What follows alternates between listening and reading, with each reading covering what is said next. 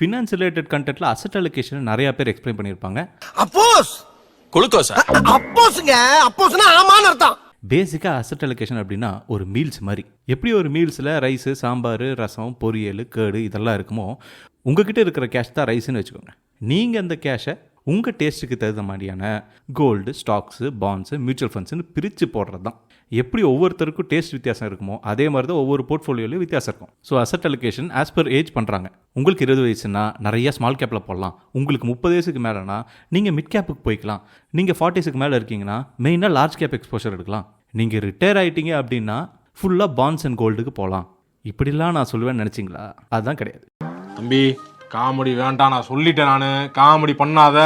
உங்கள் போர்ட்ஃபோலியோட asset allocation எப்பவும் உங்கள் வாழ்க்கை சூழலை சுற்றி தான் இருக்கணும். நான் ஆல்ரெடி 5 ஸ்டெப்ஸ் ஆஃப் ஃபினான்ஷியல் பிளானிங்கை பற்றி ஒரு சின்ன ஷார்ட்ஸ் போட்டிருப்பேன், அதை பாருங்கள். அதெல்லாம் தட்ட முடியாது. இன்கேஸ் உங்களோட ஃபினான்ஷியல் பிளானிங் எல்லாம் முடிஞ்சு அப்படின்னா இந்த அசெட் அலோகேஷன் வீடியோ உங்களுக்கு தான்.